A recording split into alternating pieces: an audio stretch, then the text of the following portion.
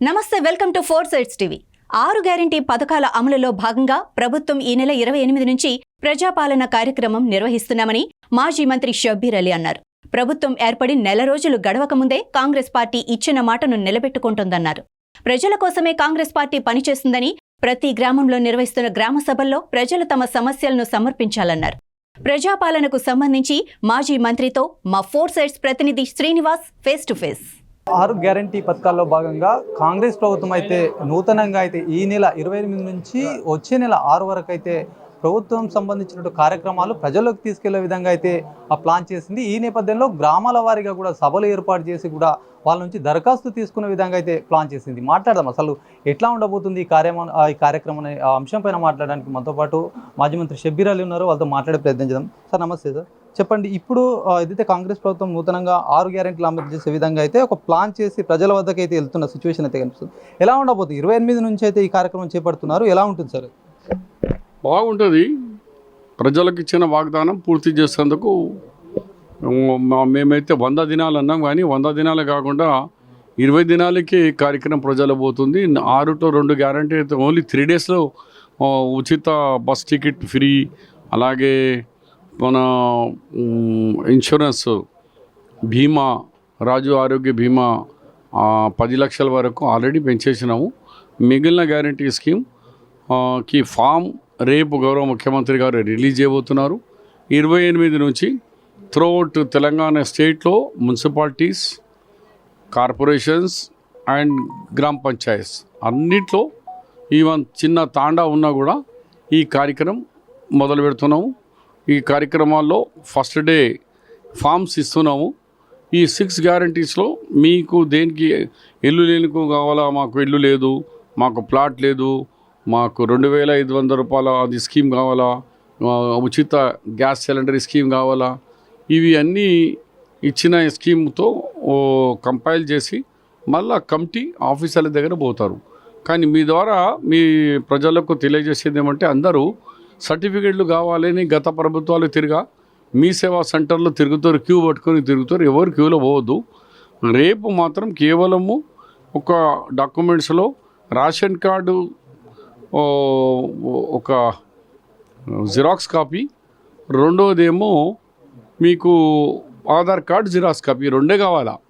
ఇవాళ ఏది అవసరం లేదు.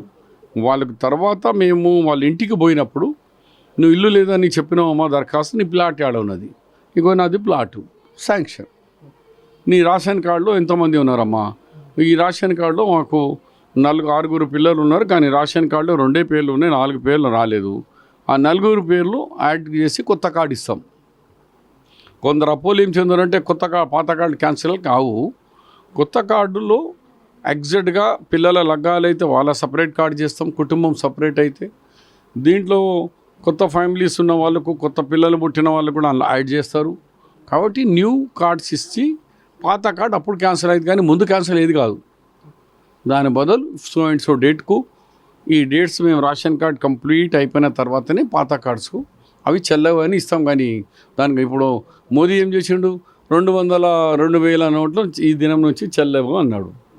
అట్లా మేము అట్లా చెయ్యము. రాత్రి బాజాబ్తా వాళ్ళ కొత్త కార్డులు చేతిలో దొరికిన తర్వాతనే పాత కార్డులు క్యాన్సిల్ అవుతాయి. చాలా ప్రజల్లో కూడా ఎట్లా ముందుకెళ్ళాలి, ఇన్ని 6 గ్యారంటీలు ఉన్నాయని చెప్పేసి చాలా గందరగోళం కూడా ఉంది. ఇదంతా కూడా ఇప్పుడు ఉన్నటువంటి ఈ సమావేశంలో కానీ ఇప్పుడు అధికారులు కానీ ప్రజలకు వివరించే ప్రయత్నం చేస్తారు. ఏం గందరగోళం లేదు. ప్రభుత్వం ఉన్నది, అడ్మినిస్ట్రేషన్ ఉన్నది, అన్నీ చేస్తారు. ఇవాళ స్టార్ట్ కాలే గందరగోళం స్టార్ట్ అయిపోయిందా?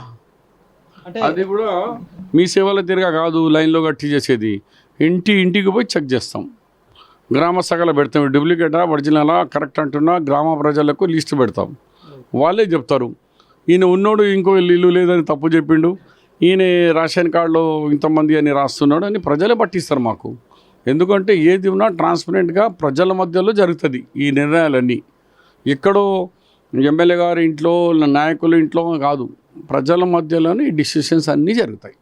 కొంతమంది మిస్ అయిన వాళ్ళు ఉంటారు కదా, గ్రామ సభలు ఏర్పాటు చేస్తారు, అక్కడ ఆ సమయానికి అందుబాటులో లేని వాళ్ళకి మరి ఇంకేమైనా ఆల్టర్నేటివ్? 8 దినాలు ఇచ్చారు కదా, 8 దినాలు మిస్ అయితే ఇంకో దినం తెచ్చియాలా. ఆయన వార్డులో పోయినప్పుడు ఆ దినం లేడు అనుకో, 8 దినాలు ఛాన్స్ ఇచ్చినాం కదా.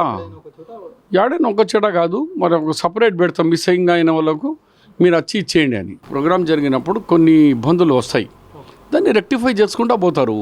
అన్నీ ఒకటే దినం ట్రాన్స్ప్లాంట్గా జరగాలంటే కాదు, కొన్ని సమస్యలు వస్తాయి కొన్ని చోట. అలాంటి సమస్యలను పరిష్కారం చేసుకుంటూ ముందుకు పోతాం. ఈ మహాలక్ష్మి పథకం కానీ గ్యాస్ సంబంధించి అన్నీ కూడా దీంట్లో పరిష్కారం అన్నీ ఆ గ్యాస్ దాంట్లో అన్నీ ఉంటాయి దాంట్లోనే. ఓకే, ఎలక్షన్ సమయంలో ఇచ్చినటువంటి హామీ ఏదైతే 6 గ్యారెంటీలు ఇచ్చారో ఖచ్చితంగా కూడా అమలు చేసేందుకే ఇది ఒక ప్రజల వద్దకు తీసుకెళ్తున్న పాలన. ప్రతి ఒక్కటి కూడా వాళ్ళకి సంబంధించినటువంటి అన్నీ కూడా డౌట్స్ ఎలాంటి డౌట్స్ ఉన్నా కూడా అధికారులందరూ కూడా దీనికి క్లారిఫై చేసే విధంగా కూడా గ్రామ సభల్లో ఏర్పాటు చేశారు. గ్రామ సభల్లో వాళ్ళకు ఉన్నటువంటి అన్ని ఏదైతే ఒక అప్లికేషన్ ఫామ్ ఉంటుంది, ఈ ఫామ్ సంబంధించి తీసుకొని కూడా ఫుల్ఫిల్ చేయాల్సి ఉంటుంది. ఇవన్నీ కూడా కార్యక్రమం ఉంటుంది. దీనికి ప్రజలు ఎవరు కూడా ఆందోళన చెందాల్సిన అవసరం లేదు. ప్రతి ఒక్కరికి కూడా అర్హులైన వారికి అయితే ఈ పథకాలు వచ్చే విధంగా చేస్తామని కూడా మాజీ మంత్రి షబ్బీర్ అలీ చెప్తున్న పరిస్థితి. ఇది మొత్తానికి నిజామాబాద్ సంబంధించినటువంటి 6 గ్యారెంటీలకు సంబంధించినటువంటి పథకానికి సంబంధించి పూర్తి ఇన్ఫర్మేషన్. కెమెరామెన్ భాస్కర్తో శ్రీనివాస్, 4 సైడ్స్ టీవీ, నిజామాబాద్.